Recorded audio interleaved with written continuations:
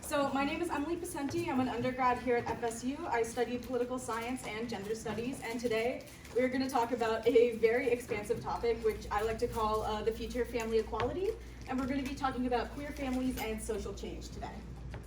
So real quick ground rules. You guys are probably going to get tired of hearing the first one by the end of today, but I think it's a classic of Vegas rules.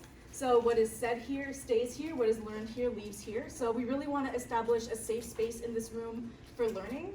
A lot of the topics we're going to talk about today can be very language sensitive, so we want everyone to feel safe asking questions and also sharing personal experiences. So if you want to share something about yourself, I want you to feel safe to do so in this room. But all of that being said, also remember, please don't attack others for making mistakes or asking questions. All of us are here to learn today together, including myself, so make sure at the end of this presentation, feel free to give me any feedback at all, especially if anything in this presentation rubbed you the wrong way, you think could be more sensitive, more accurate. I am all ears. And then, since this is a limited time session and we have a lot to talk about, I do want everyone to try to monitor your airtime. So if 10 hands go up and you talk first, try not to talk for 10 minutes, just because we want every voice in this room to be heard. So, this is a very expansive and big topic, so I want to break down exactly what we're going to learn about today. So we basically have 3 sections of content and then a section of discussion and an activity that we're going to do. So first we're going to discuss gender roles between men and women in the home and the family, and we're going to observe how those roles change then when we observe them in queer or same-sex families in comparison.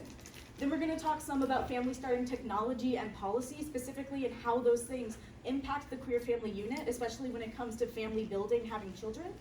And then probably the vaguest or most nuanced concept we're going to learn about today is what I like to call degendering parenthood.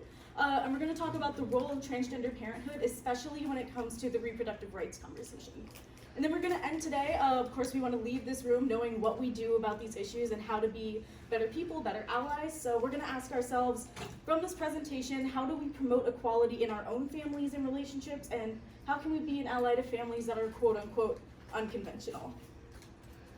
A statement that I do want to make before we get started is that families are incredibly, incredibly diverse. So they come in all shapes, sizes, colors, and every single one of us in this room has a vastly different experience than the person sitting next to us. In this session, what we're going to talk about are things that are norms, so things that are common, things that are pervasive in families in general, mostly in America and Western society. Some of these might apply to your family, and some of them may not. So I want us to keep in mind that the trends we're going to discuss today don't dictate or define experience, but we're looking at practices that exist for the many and why they exist in the first place. So before we jump into gender norms, I want us to ask ourselves, what do we picture when we try to imagine the traditional American family? For me, I put the family from Mad Men because I like Mad Men, and I put this stock photo of some happy white people. Because for me, when I think of the traditional American family, I think of, a man, a woman, 2.5 kids, white picket fences. So I want us to keep that image in mind and also think about how it applies to our own family or the family we plan to start in the future if we plan to start one at all. All right, so our first content section is going to be gender norms in the family and the household. Hi. So one thing that we do is we tend to gender tasks in the household. So these are kind of stereotypes, but what do we think of at a systematic societal level as being women's work? We typically think of cooking and baking, gardening. The mother or the wife is the caretaker who manages the house and does the cleaning, while men's work, quote unquote, he doesn't bake or cook, he grills, and he doesn't garden, he does the yard work. The breadwinner who manages the money, and he doesn't clean, but he does maintenance because he thinks he's a plumber. And so we know, thinking of our own families and other people's experiences, we know that these stereotypes aren't followed by everyone. So it's curious how they still manage to be really pervasive in modern relationships. So this chart here shows the percentage of the population who did household activities on an average day. And you can see that women spend almost twice as much time on men on housework and food preparation and cleanup. And the only category where men typically spent more time than women was on lawn and garden care. An important note about this study in particular, which comes from the Bureau of Labor Statistics, is that This doesn't include childcare, so all of those child-related tasks that are likely to also fall majorly on the woman. And then here are like some fast facts from some studies I thought were really interesting. So despite us thinking that those stereotypes, are stereotypes, meaning they don't really apply, we find these really big gender differences in both leisure and in work. So 35% of the time that women are engaging in housework, the male counterpart in their household, this can be your dad, this can be your husband, this can be your male roommate, the man is engaging in leisure in comparison to 19% of the time that men engage in housework, women are engaging in leisure. And then we see a huge gender difference in work. This particular study from 2011 by Pew Research found that men spend on average 9 hours on housework per week in comparison to a woman's 15. And that fathers spent on average 7 hours on childcare per week, while the women spent double that at 14 hours. It's important to note that for single parents, these hours will be a little different because single parents are spread a little thinner, they have more responsibilities, and therefore childcare hours are sometimes a little lower. But that has nothing to do with the commitment of a parent, more about the societal position that they are in. And then this is something I found really interesting. So over here, we can see the rise of women in the workforce as women start to go to work more and spend more time on paid work, but their time in the house did not significantly decline. And we can see that they found around women's hours spent on housework, we see hovering around the 15-hour mark, and then men over here, we see them hovering a little below 10, so around 9, 8, 7. And then as for childcare, men are hovering as low as around 3 hours, while women hover more closer to 8 or 9. So while different studies find different amounts of hours or percentage of our days that we spend on housework or childcare by gender, the overall trend that they all seem to find is that women are spending way more time on these things than men. So I want to talk about something called the second shift. All of this extra work that women are putting in while men are engaging in further hours at work or leisure time. Women typically, they might go to their job from 9 to 5, but then they come home and they cook dinner, they do the dishes, they get the kids in bed, and we refer to all that extra work as the second shift. Every few months, this debate flares up. It's about women who work, which is to say, most women. About how tough it can be to succeed at work and still feel like a good mom. And we often ask, what can governments or corporations do to promote work-family balance? But what if we started thinking smaller? What if one part of the solution was men doing more at home?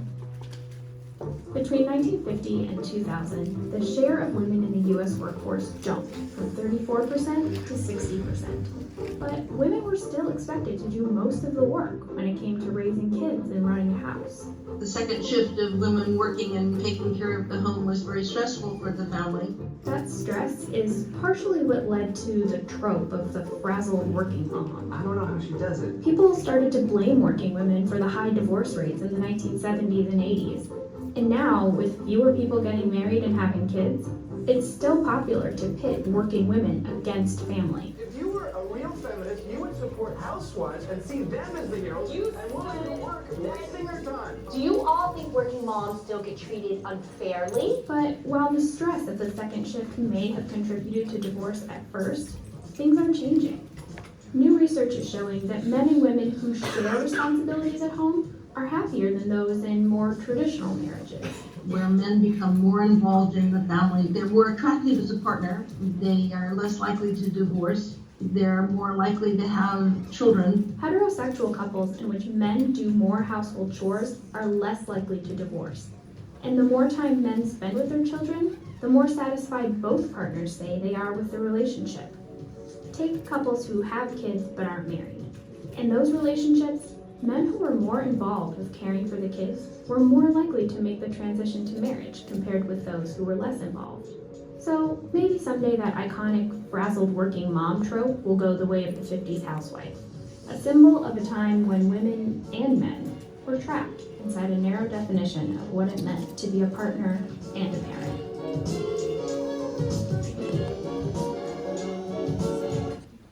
So that kind of summarizes basically the gender differences that we've been talking about, but now we're going to use this as a segue into talking about the queer family, because we want to ask ourselves, do same-sex families experience labor gaps too? Are there any gender-based differences amongst these couples, kind of like we see with heterosexual couples? So we're not going to spend a lot of time on this because I think it's a little too complicated and boring. You can pick my brain about it after if you are so inclined. But here's my background. There we go. Some faster facts from some major studies. So the Journal of Lesbian Studies in 2017 found that lesbian couples engage in a more equal distribution of household labor. Instead of dividing things around gender lines, because there are no gender lines to divide them by, they divide tasks up by other factors such as the quality of the task, the partner's ability, their availability to do said tasks. And then the Psychology of Sexual Orientation and Gender Diversity, Volume 2, journal in 2015 published a study that sampled 335 self-identified gay fathers, and these results also showed that gay fathers reporting having and desiring more egalitarian divisions of labor. So basically what we're doing here is we're using queer families as a lens to take gender out of the equation and see if these inequalities still exist. So by examining these families, we can see the very blatant role that gender plays, even in supposedly very modern, very progressive, very equal relationships. We see how labor is still getting divided along gendered lines, basically until we take gender out of the equation. So reasons for this more equal division of labor is that there aren't gender roles to fall back on.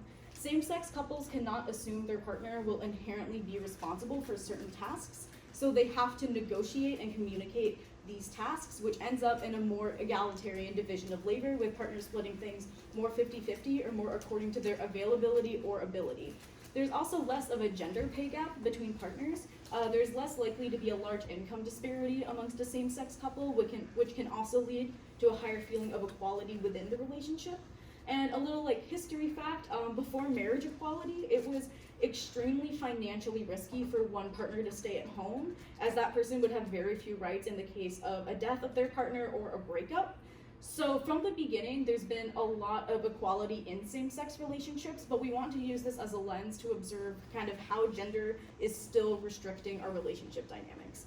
But of course, this doesn't mean that same-sex couples are on a higher playing field than everyone else. The reality is not an egalitarian utopia here where queer families divide everything 50-50 and are perfect in comparison, but rather a division of household and childcare labor based on things like work hours, abilities, schedule, as opposed to assumed gender roles. So why is this important? Basically, this doesn't implicate that one family is better than the other, but this comparison does allow us to see the very real impact of gender roles even on modern relationships.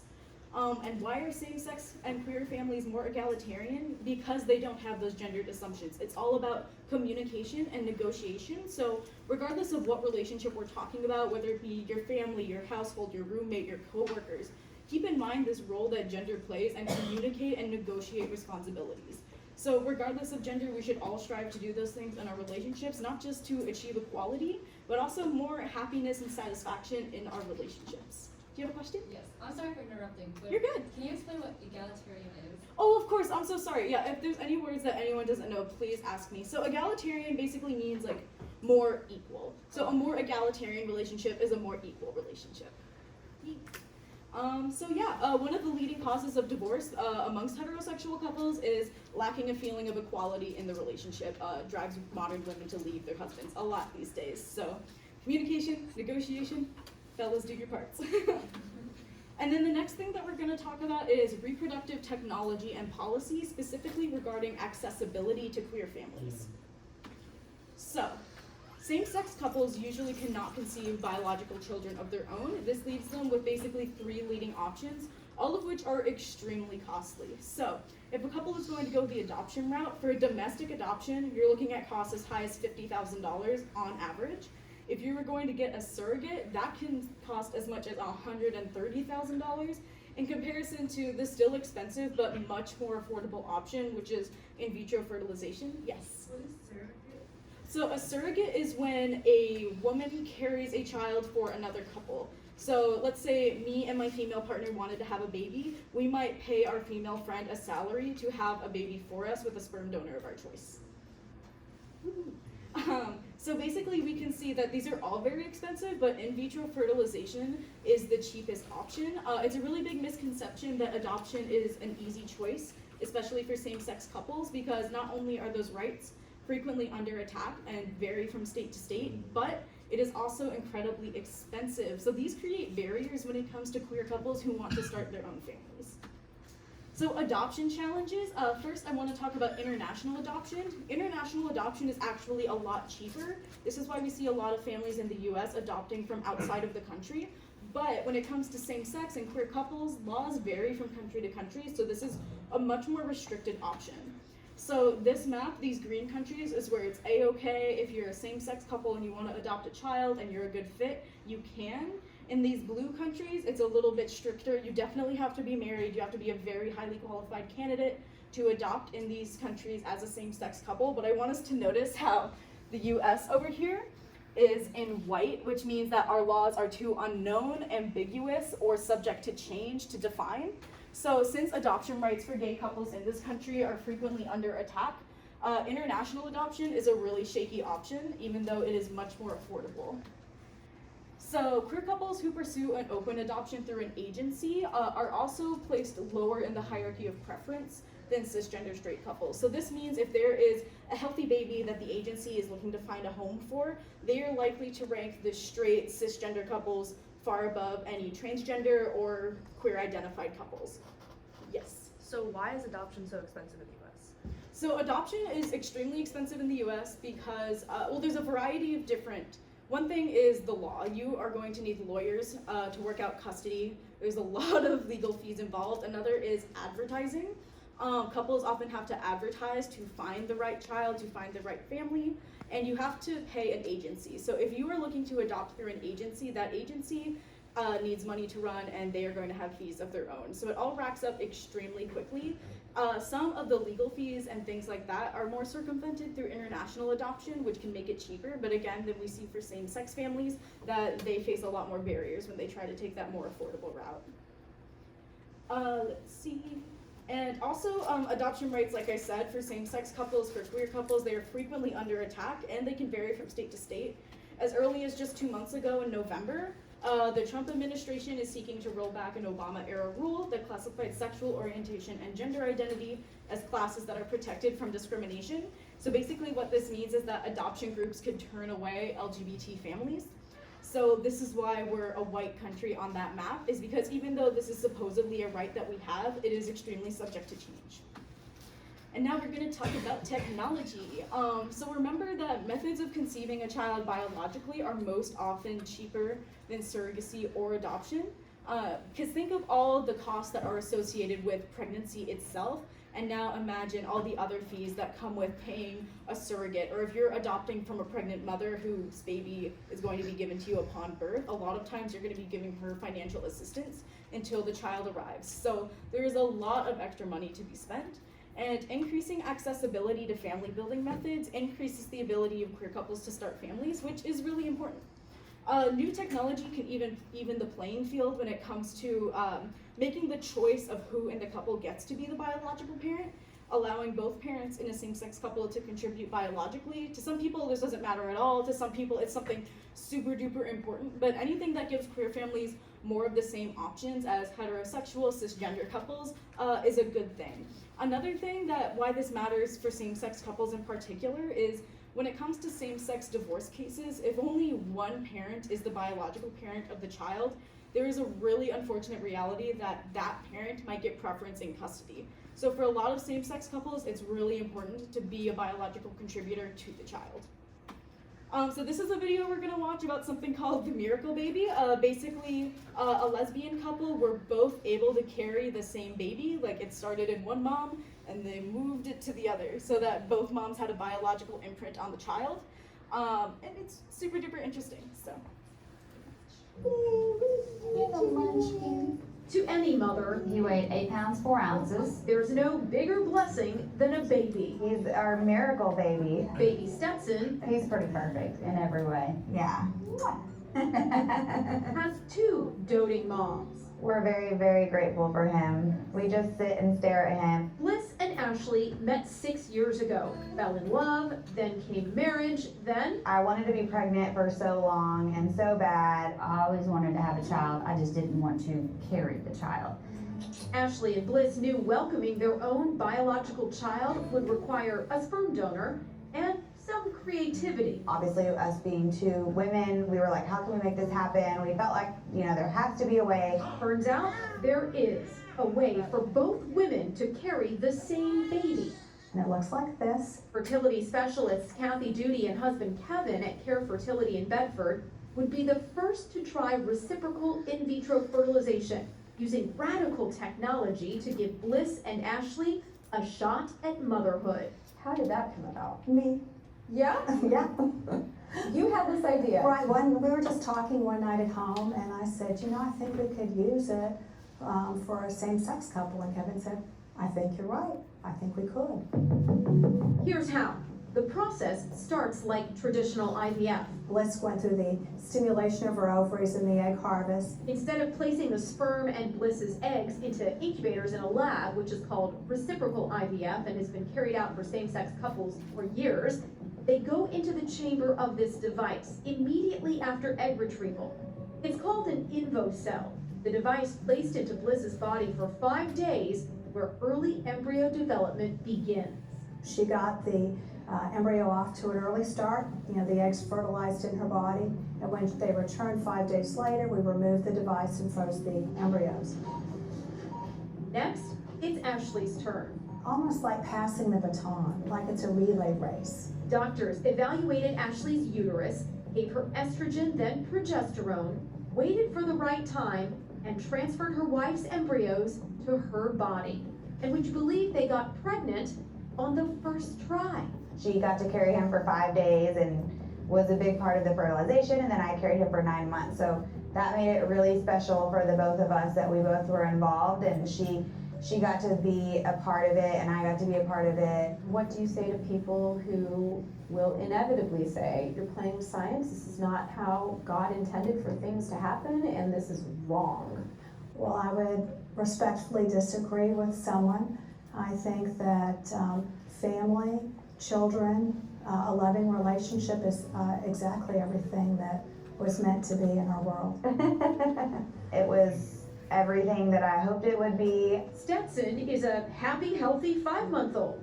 Bliss and Ashley are busy with motherhood. No one really knew it was possible, but it worked magnificently. The couple has 2 additional frozen embryos from Bliss, which they could use the same way, unless Ashley wants to use her eggs next time. I think it opens up, new avenues, new choices for same-sex couples. A reminder, doctors say there is not one path to parenthood.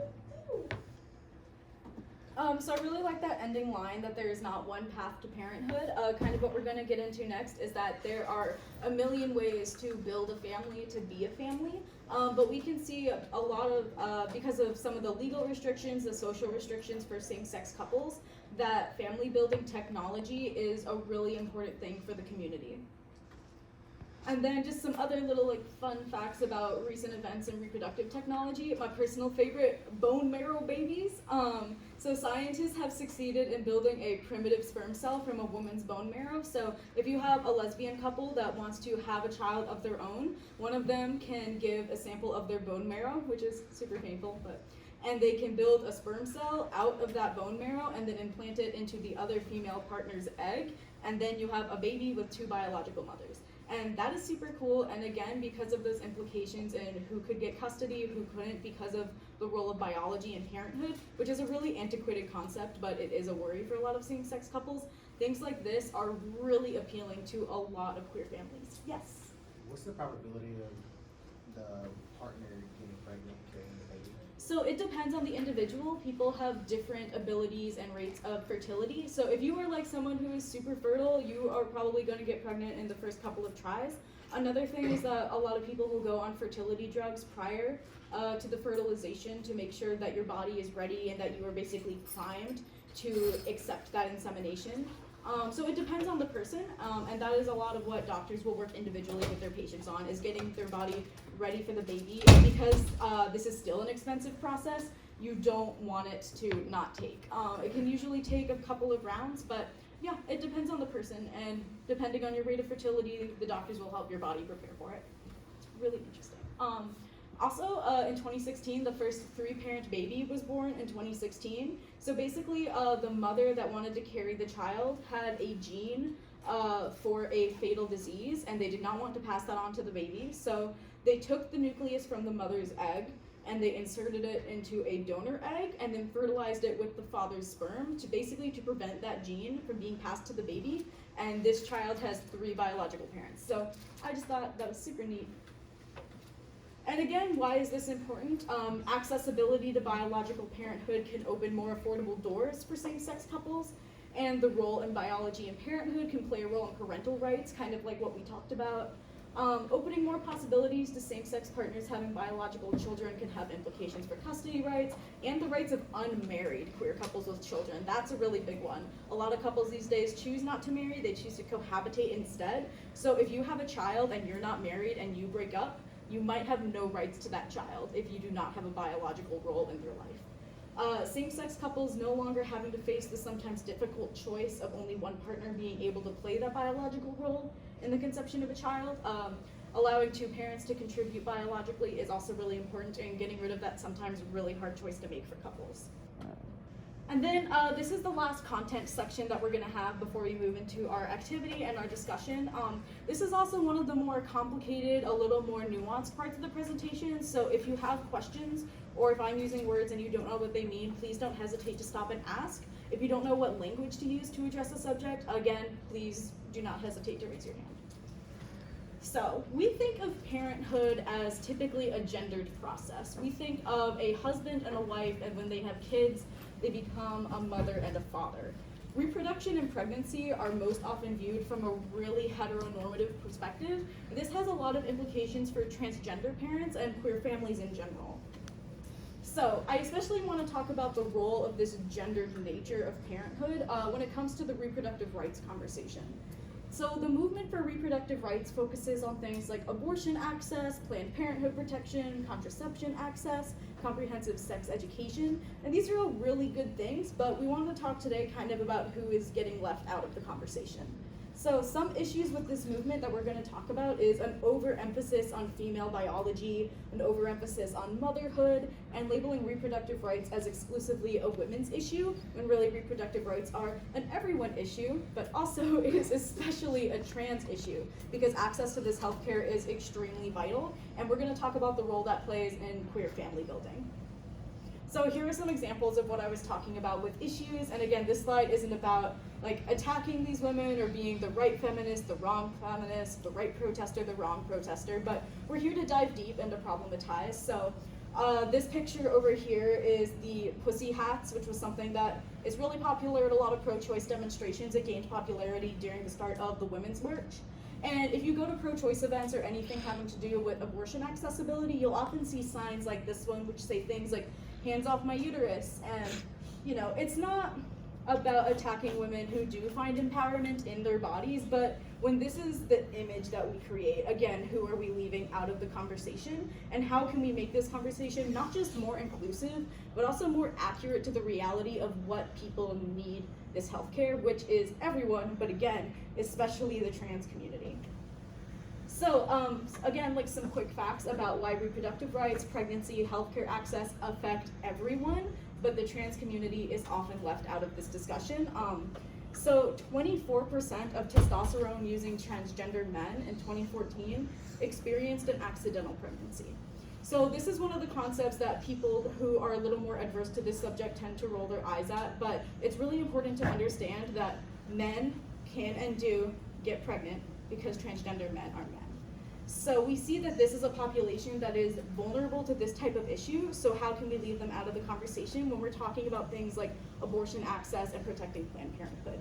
It is also not uncommon for transgender individuals or couples to pause transition to have biological children and then resume their transition afterwards. And also a really important thing to note about, again, why this healthcare is for everyone. Planned Parenthood services also include STD screenings, cancer screenings, OBGYN services, and at some locations they provide hormone therapy. So protecting Planned Parenthood is way more than a women's issue. It's an everyone issue, but especially it's a trans issue. And what we're going to move into next is disassociating pregnancy from motherhood. So again, we are talking about transgender men are men, and they can get pregnant. And transgender women are women, and sometimes they can be responsible for insemination. So a quick content warning, the next video we're gonna watch is about a transgender couple, a trans man and a trans woman, who had biological children of their own. The trans man in this relationship did give birth to both of their sons. He's going to talk a little about his experience as a, again, quote unquote, unconventional couple. But because images of male pregnancy can sometimes be triggering for things like dysphoria, I just want to be clear that the section of this video that we're going to watch doesn't include any explicit images of the pregnancy or the birth. It also has a very cringy reporter, so you'll hear her say things like, but your neighbors don't know that secretly Bianca is a man underneath.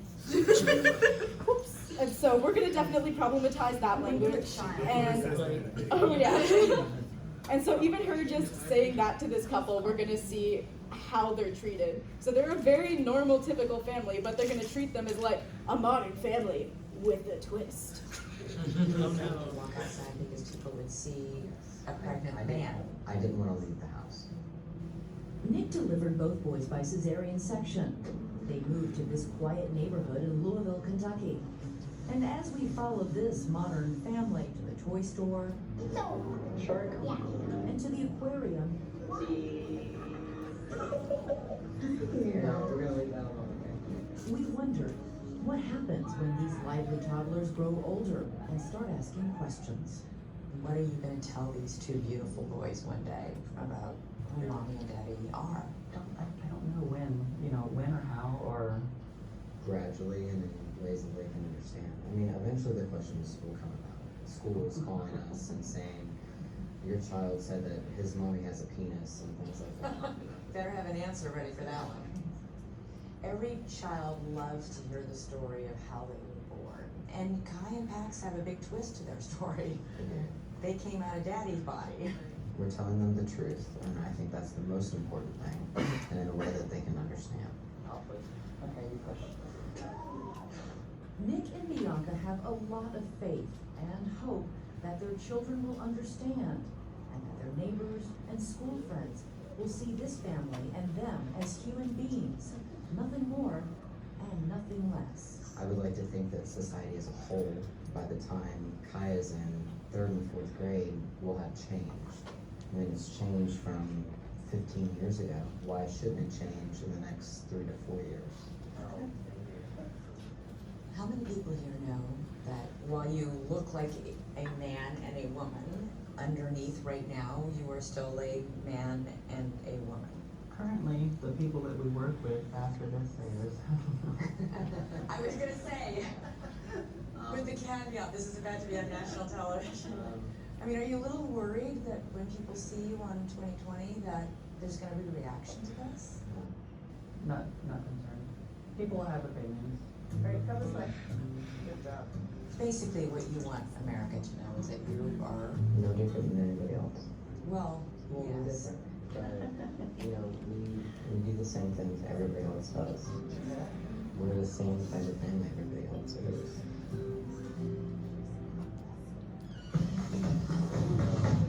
Fire the report. I contemplated showing the intro of this video. We're not going to spend time on it, but the intro is really bad. It's like, on the outside, Bianca and Nick are your everyday American family, but behind closed doors. And I'm like, shut up! So, It wasn't the worst thing she said. She said, it's a little weird. I know, exactly. I was like, They said, we're no different. She went, wow! Exactly. Think about your job. You really should say things like that. Exactly. Unless they were. Yes. And honestly, it lost its purpose. You were trying to say that they're just normal human beings, but you still, quote unquote, foreshadowing that they're different. Exactly. So even in this news segment, which is supposedly supposed to have the message of like, look, they're just like everyone else. It sends the complete opposite message. The reason they're doing this news package is because this family is seen as a novelty. So this is what I'm talking about when I say how we gender parenthood. So this is a mother and a father who conceived 2 children biologically. The only difference is the biological role they played was swapped between what we typically consider to be the role of the mother and the role of the father. They are still 2 parents, 2 people who love each other and love their children. So when we take gender out of the equation, they literally are. They are a family like everyone else. Also, transgender people have existed since the beginning of time. They've had children since the beginning of time. So again, this is a normal family, and that's why we want to talk about taking gender out of the equation when we talk about parenthood roles in the family. So why is this important? Like I just said, trans people and couples, they can and they do have children. Transgender men can and sometimes do carry children or experience pregnancy. This does not make them mothers. Transgender women can be and sometimes are responsible for insemination, and this does not make them fathers. So degendering the concept of pregnancy makes for a more inclusive conversation and a more supportive environment for trans men and trans women as parents and in the reproductive conversation. Degendering parenthood also allows us to view the family more accurately as a unit of caretakers, not as inherently a unit of a heterosexual cisgender unit of a mother, father, and child or children. All right, so that kind of concludes me talking at you. I'm going to talk at you a tiny bit more. As we move into our goals, conclusions, and allyship points. So we've talked about a lot. I've thrown a lot of information out there, so I just want us to sum up what we want to leave this room with today. So when it comes to gender norms in the family and household, we established that communication and negotiation are vital for an equitable relationship. Also, I wanted to point out, if you fall into traditional gender roles, that is okay. The point is in the choice. If you want to be a housewife, you go be that trophy housewife, but not because you felt like you had to. On a systematic level, this was also something I didn't have time to include, but is important to mention. Some policies that can increase equality in households include universal childcare and maternity/paternity leave.